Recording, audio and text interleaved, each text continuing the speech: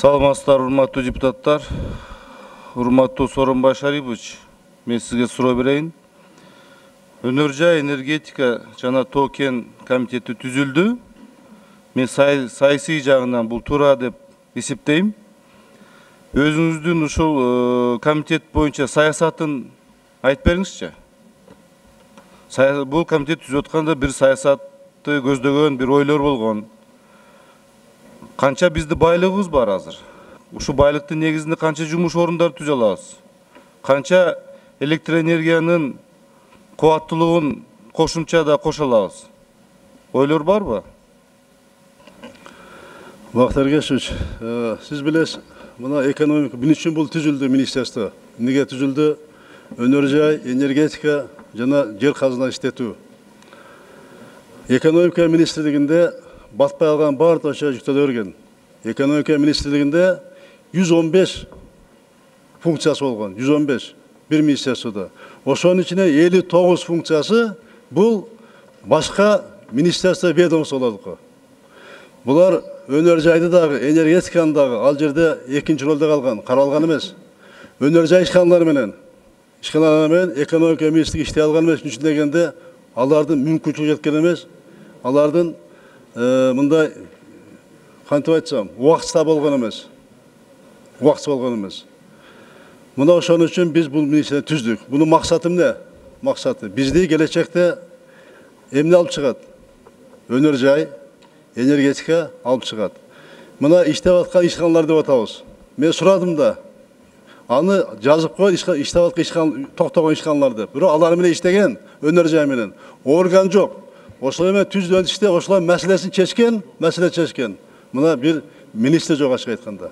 Мен сурадым келип. Госимуществону, мына Фугини көрүп атасыздар, акыбалды. Айрым боюнча чара көрүп, ошонун функциясын дагы азыр бияка алып беребиз, өнөр жай боюнча, баардыгын тең ишканалар боюнча. Бул бир. Энергетика боюнча холдинг түзүлдү. Ал чарбачылык ишин жасайт, бирок саясатын НПАларга өзгөртүүнүн баардыгын тең ушул министерствонун астында министр жасайт. Тоо-кен, мына тоо-кенди билесиз, недропользованияны. Бул жерде дагы абдан көп кемчилик болгон, бирок акыркы 2 жылда, 2,5 жылда бул жолго жакшылык салынды. Ошол жерде иштеп аткан, тоо-кенде иштеп аткан ишканалар келип, тоо-кенде иштеп аткан чоң ишканалар менен иштеген түздөн түз промышленность иштеген орган жок. Аларга жардам берген. Мына көрүп атасыз, орган жок. Алар менен эмне болуп атат, кандай багыт алып атат, келечекте кандай мүмкүнчүлүгү бар, ага прогноз берген киши жок. Аны менен ошол эле геология жылайлы иштеп жүргөн. Ал анын милдети эмес. Өнөр жай менен иштеш. Мына азыр баардыгын кошуп атабыз. Мына бир мисал айтып берейин, бир мисал. Мына өткөндө айттым, мына Канттагы цемент завод. Уруксат берген. Ишти баштаган кеминдеги кечиресиздер, кеминдеги. Энергеттер кийин уруксат бербей койгон. Азыр мына 14 миллион доллар аярган вложил, салды. Уруксат бербей токтоп калды иш. Мына өнөр жай боюнча саясаттын ар жерде болгону да, ошол саясаттын баардыгын тең азыр бир жерге алып келип атабыз. Ошол бүт ишканалар менен, өнөр жай ишканалары менен, тоо-кен болобу, башка болобу, ушул комитет толук ишти алып барат, саясатты жүргүзөт. Энергетика боюнча, мощность көбөйтүү боюнча билесиз, Бишкек тести билесиз, иш жүрүп атат. Азыр Камбарат 2 боюнча буюрса кол коюлду, азыр бул экинчи турбинасы боюнча да иш жүрүп атат. Буюрса ишке 2019-да кирет. Токтогул боюнча иш болуп атат, иш жүрүп атат, азыр буюрса жүрүп атат. Булар токтобойт. Бул ишти биз дагы улантабыз. Мунун каражатын жетишине карата. Рахмат. Мен дагы кошумча оюмду айтып кетейин. Мисалы, мына биз канча деген тоо-кен байлыгыбыз бар. Ушул жөн эле лицензия бербестен, ушу мамлекет деңгээлинде ушул тоо-кен байлыгын пайдаланып тура, ошол тоо-кенди жөн эле лицензия бербей, ошол жерден заводдорду, өндүрүштөрдү ачсак деген биздин өзү мамлекет кармагында мекемелер болгон ойдо айтып кеттим да. Бул мына Зилалиев, Дүйшөнбек текшербей жакшы түшүнөт. Ошол жерде энергетика тармагындагы чогуу алып кетсе болот.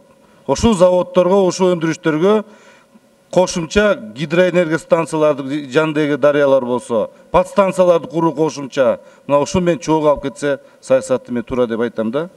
Мына сиз Айыл чарба министрлигин оптимизация кылдыңыз, бирок ушул оптимизация аягына чейин жетиш керек. Бул азыр токтом менен бекитилгенден кийин жогорку кеңештин кийин сиз өзү токтом менен оптимизация кылыш керексиз. Канча деген структуралар бар аякта, бирок керек эмес структуралар. Ошонун баарын заштат чыгартып, жаңы жакшынакай балдарды алып келиш керек. Статистикадан кетиш керек. Кийинки чын акыбыз 10 секунд берип койсоңуз, кийинки маселе урматтуу Сооронбай Шайбович, жакшынакай токтом чыккан өкмөттүн МТСтер түзүү боюнча 10 секунд. Бирок эң негизги баштапкы акчасы каражаттары жоктугу. Мына азыр Мухаммед Калай да кичине düşüge түшүм калды ошо боюнча. Мына стимулирующий грантта 500 миллион беребиз. Ошонун үчүн 50 миллион сом эле бөлдүрүп, именно ошо баштапкы вкладка жакшынакай бир жылда 30-35 МТС ачылат бир жылда.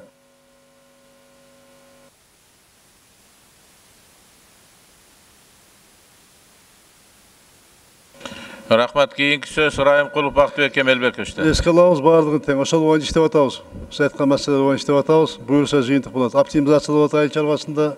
Буюрса. Анан буларга задача, милдет башка коебуз. Мурункудай эмес, статистика эмес. Булар өндүрүш менен иштейт, переработка менен иштейт. Ошого карата баа беребиз буларга.